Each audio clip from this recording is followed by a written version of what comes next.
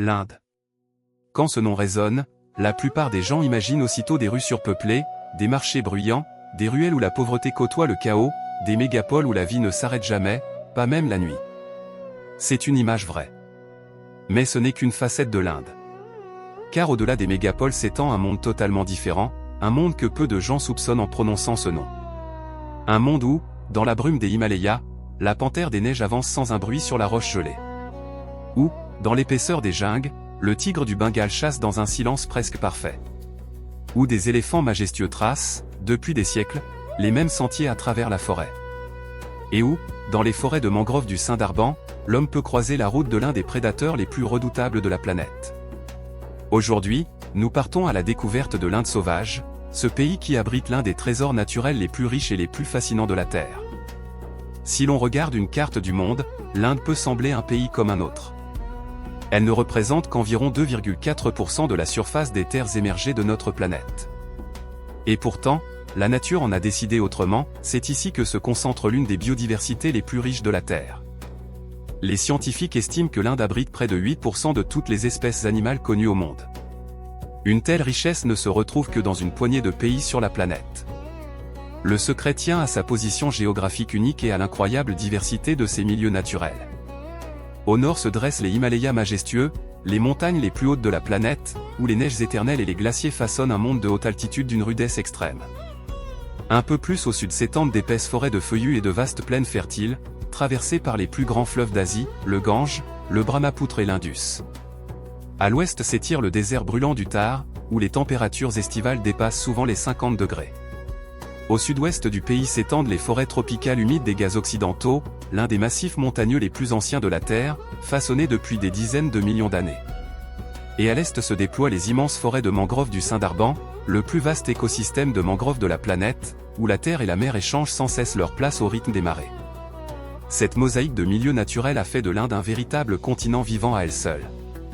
Ici cohabitent des espèces qui, ailleurs, n'auraient jamais l'occasion de se croiser, des animaux aux besoins radicalement différents, des cimes glacées aux sables incandescents, en passant par les jungles saturés d'humidité.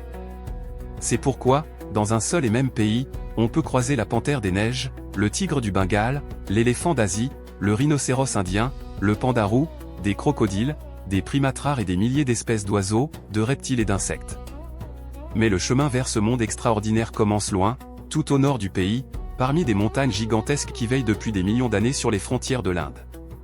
C'est précisément là que notre voyage nous conduit à présent. Notre périple débute donc à l'extrême nord de l'Inde, là où, au-dessus des nuages, s'élève la plus grande chaîne de montagnes de la Terre, l'Himalaya. Son étendue dépasse les 2500 km, et sa largeur atteint par endroits 300 km. Ces montagnes colossales traversent plusieurs pays d'Asie, mais ce sont elles qui dessinent la frontière septentrionale de l'Inde et qui exercent une influence considérable sur l'ensemble de sa nature. L'histoire de l'Himalaya a commencé il y a environ 50 millions d'années. À cette époque, la plaque indienne dérivait vers le nord, traversant l'ancien océan Téti. Après la collision avec la plaque eurasiatique, cet océan a disparu, et d'immenses masses rocheuses ont commencé à s'élever. C'est ainsi que sont nées les montagnes les plus jeunes et les plus hautes de notre planète. Mais ce processus n'est toujours pas terminé. Chaque année, l'Himalaya gagne encore quelques millimètres d'altitude. Et à cause du mouvement incessant de l'écorce terrestre, des tremblements de terre s'y produisent régulièrement, rappel constant que la formation de ces montagnes reste, aujourd'hui encore, inachevée. Dans la partie indienne de l'Himalaya se dressent des centaines de sommets majestueux. Beaucoup dépassent les 7000 mètres. Et la célèbre Kanchenjunga, avec ses 8586 mètres, est considérée comme l'un des plus hauts sommets de la Terre. À une telle altitude, l'air contient presque 2 fois moins d'oxygène qu'au niveau de la mer. Même en été, les températures restent largement négatives, et les vents peuvent souffler à plus de 100 km à l'heure. Mais la valeur de l'Himalaya ne se mesure pas seulement à sa hauteur.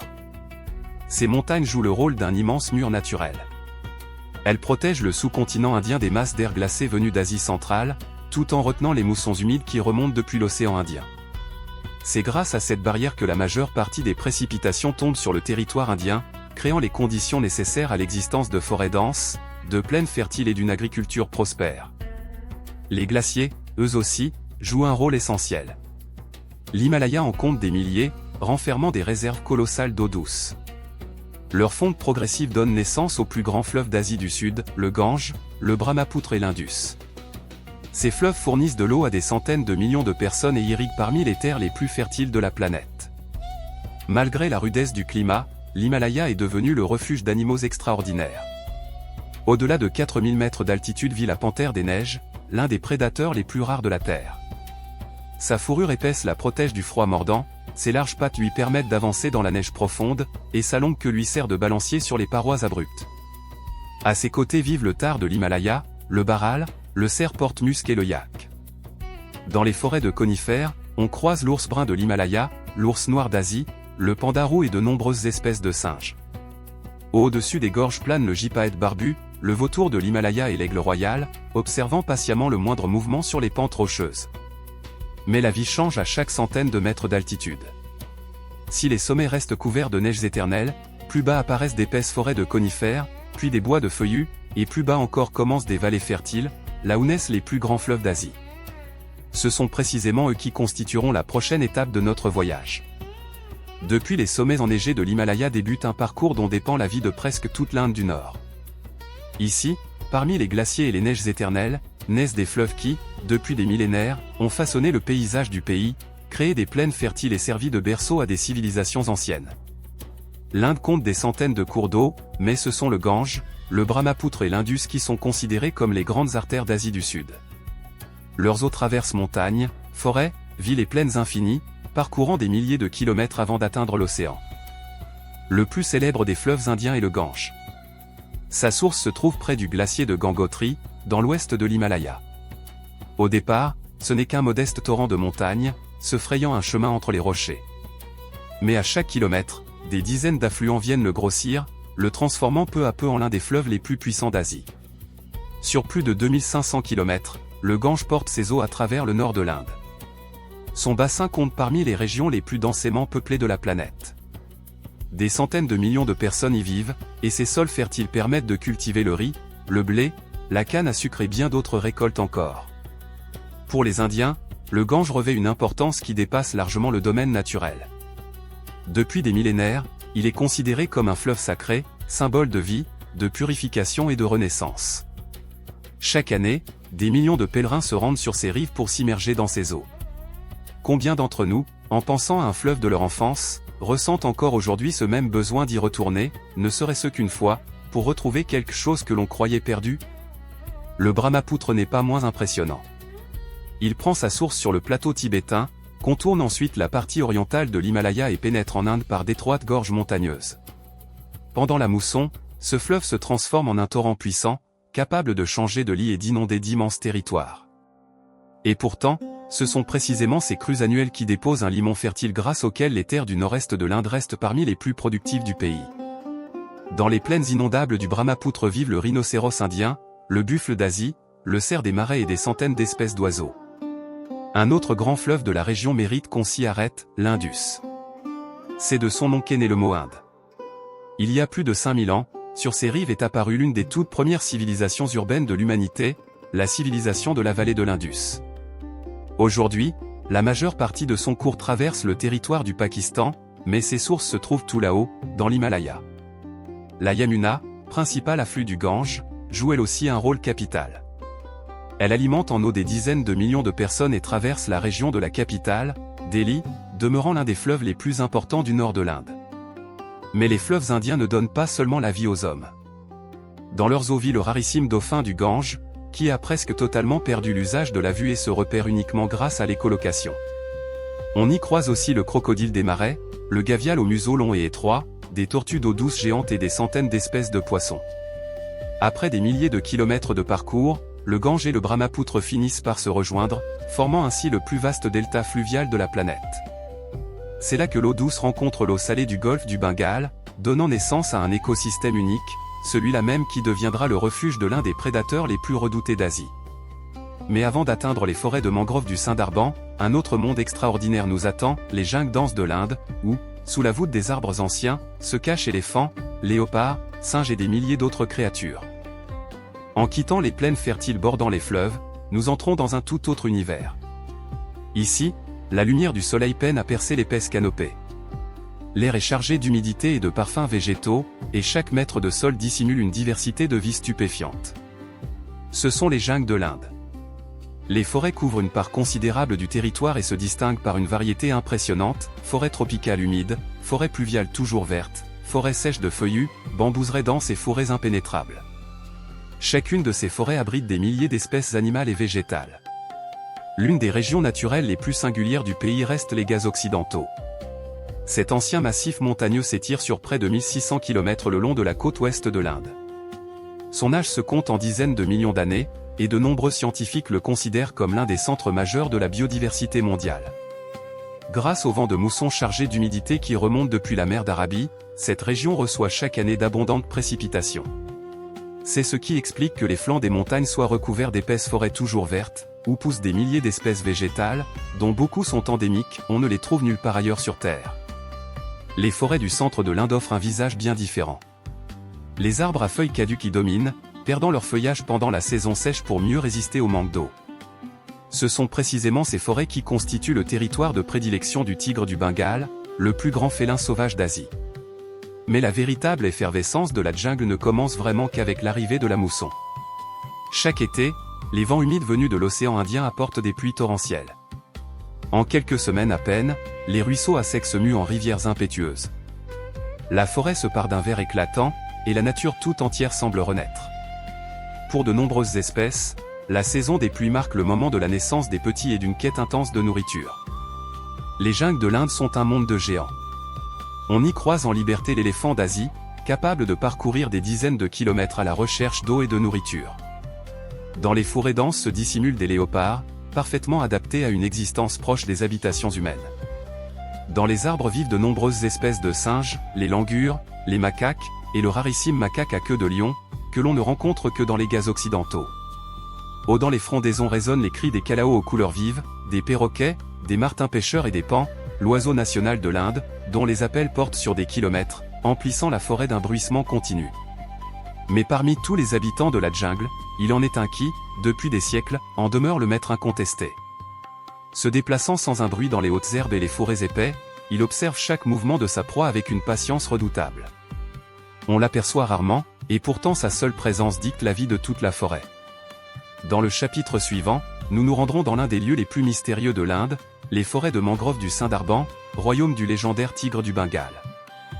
Au sud-est de l'Inde, là où les eaux du Gange et du Brahmapoutre rencontrent le golfe du Bengale, se trouve l'un des endroits les plus étranges de la planète, le Sundarban. C'est la plus vaste forêt de mangroves du monde, s'étendant sur une surface de plus de 10 000 km². Ici, la terre et la mer n'ont pas de frontières véritables, et la nature elle-même redessine chaque jour le visage de ces lieux. 2 fois par jour, les marées submergent d'immenses portions de forêt, puis l'eau se retire, révélant un réseau d'îles, de rives boueuses et de chenaux étroits. Les arbres, qui poussent dans l'eau salée, se sont adaptés à des conditions extrêmes, leurs racines s'élèvent au-dessus du sol, permettant aux plantes de capter l'oxygène même lorsque la terre disparaît entièrement sous les eaux. Le Sundarban est un véritable labyrinthe. On y dénombre des centaines d'îles et des milliers de kilomètres de canaux. Dans de nombreuses zones, on ne peut se déplacer qu'en barque, tant les forêts denses rendent ce monde presque impénétrable à l'homme. C'est ici que vit le prédateur le plus célèbre de l'Inde, le tigre du Bengale. Contrairement à ses semblables des jungles continentales, les tigres du Sundarban se sont parfaitement adaptés à une vie aquatique. Ils nagent avec assurance, traversent sans difficulté de larges chenaux et sont capables de parcourir plusieurs kilomètres à la nage, en quête d'un nouveau territoire ou d'une proie. En raison de l'espace restreint et des conditions particulièrement difficiles, ces tigres comptent parmi les plus discrets et les plus prudents au monde. Parfois, ils surgissent de manière totalement inattendue, émergeant sans un bruit des forêts de mangroves, où leur pelage rayait les rend presque invisibles. Mais le tigre est loin d'être le seul maître de ces lieux. Dans les eaux troubles se dissimulent des crocodiles marins et des crocodiles des marais, dont certains atteignent plusieurs mètres de long. Parmi les racines des arbres vivent d'innombrables crabes, crevettes et poissons, tandis que sur les hauts fonds chassent varans, serpents et loutres. Le Sundarban est également devenu le refuge de centaines d'espèces d'oiseaux. On y croise martins pêcheurs, hérons, pigargues, ibis et une multitude d'oiseaux migrateurs qui font halte ici chaque année lors de leur long voyage. Pourtant, ce monde unique devient de plus en plus vulnérable. La montée du niveau des mers, les cyclones destructeurs et le changement climatique modifient peu à peu l'écosystème des mangroves. l'eau salée s'infiltre toujours plus profondément dans les terres, et de nombreuses îles disparaissent lentement sous les flots. Et pourtant, le Saint-Darban demeure l'un des derniers endroits sur Terre où l'homme n'est qu'un invité, où ce sont encore les lois de la nature qui déterminent le destin de chaque être vivant. On peut se demander, en écoutant ce constat, ce que nous serions prêts à sacrifier, ou non, pour préserver un lieu où nous ne sommes justement pas les maîtres. Mais la nature indienne ne se limite pas à ses forêts denses et à ses marécages. À l'ouest du pays s'étend un monde radicalement différent, le désert du Thar, sans limites apparentes, où la vie a su s'adapter au soleil implacable, à l'absence quasi totale d'eau et à une chaleur extrême. C'est vers ce désert que nous porterons nos pas dans le prochain chapitre. Après les jungles humides et les forêts de mangroves de l'Inde, il est difficile d'imaginer qu'à quelques centaines de kilomètres à peine s'étend un univers totalement opposé. Au nord-ouest du pays, le long de la frontière avec le Pakistan, se trouve le désert du Thar, l'un des déserts les plus vastes et les plus densément peuplés de la planète. Sa superficie dépasse les 200 000 km², et en été, les températures y franchissent souvent la barre des 50 degrés Celsius. Les précipitations y sont extrêmement rares, et dans certaines régions, il peut ne pas pleuvoir pendant des mois entiers. De forts vents redessinent sans cesse le contour des dunes de sable, créant presque chaque jour un paysage nouveau. À première vue, cette terre semble totalement inhospitalière. Et pourtant, la nature a su s'y adapter, même dans des conditions aussi extrêmes. Après de rares pluies, le désert reprend vie de façon spectaculaire. En quelques jours à peine, herbes et fleurs surgissent du sol asséché, bouclant leur cycle de vie complet avant que l'humidité ne s'évapore sous le soleil brûlant. Les animaux du désert ont, eux aussi, développé des stratégies de survie remarquables. Beaucoup mènent une vie nocturne, se réfugiant le jour dans des terriers profonds où la température reste bien plus fraîche qu'en surface. L'un des habitants les plus rapides du désert est la gazelle indienne, ou chinkara. Elle peut se passer d'eau pendant de longues périodes, tirant l'humidité nécessaire des plantes qu'elle consomme, et sa vitesse impressionnante lui permet d'échapper aux prédateurs en terrain découvert. Dans les étendues sablonneuses vivent également le renard du désert, le caracal, la hyène rayée, ainsi que de nombreux petits rongeurs et lézards. Parmi les rochers se cachent des scorpions et des dizaines d'espèces de serpents, parfaitement adaptés à la vie sous un climat brûlant. C'est l'outarde à grande taille de l'Inde qui a rendu le désert du Thar particulièrement célèbre, l'un des plus lourds oiseaux volants au monde. Autrefois largement répandue dans tout le pays, elle est aujourd'hui au bord de l'extinction, et le désert du Thar reste l'un des derniers refuges où cette espèce rare peut encore être observée à l'état sauvage. Malgré la dureté du climat, des millions de personnes vivent ici. Au fil des siècles, les habitants du désert ont appris à trouver de l'eau, à cultiver la terre et à élever du bétail. Leur mode de vie demeure, à bien des égards, semblable à ce qu'il était il y a des centaines d'années. L'Inde est célèbre pour ses tigres, ses léopards et ses rhinocéros. Mais ce n'est là qu'une infime partie de son extraordinaire faune. Grâce à la diversité de ses climats et de ses milieux naturels, le pays a vu se développer l'un des écosystèmes les plus riches de la planète. Beaucoup des animaux qui y vivent ne se trouvent nulle part ailleurs dans le monde. L'un des habitants les plus majestueux du pays est l'éléphant d'Asie, le plus grand mammifère terrestre du continent. Les mâles adultes peuvent peser jusqu'à 5 tonnes et consomment chaque jour plus de 100 kg de nourriture végétale.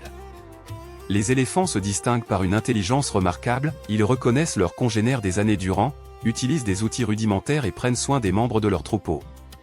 Ils jouent également un rôle écologique essentiel, en dispersant les graines des plantes et en traçant, à travers la jungle dense, des sentiers que d'autres animaux emprunteront ensuite. Dans les forêts fraîches de l'est de l'Himalaya vit le pandarou. Malgré son nom, il s'agit en réalité d'un lointain cousin des ratons laveurs. Sa fourrure épaisse et rousse le protège du froid, tandis que sa longue queue touffue lui sert de couverture lorsqu'il se repose.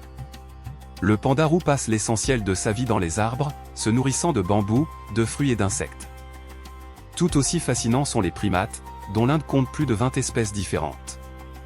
Dans les forêts comme dans les villes, on croise fréquemment le macaque rhésus, remarquablement adapté à la proximité humaine, doté d'une intelligence vive, capable de résoudre des problèmes complexes et d'apprendre rapidement à se servir d'objets.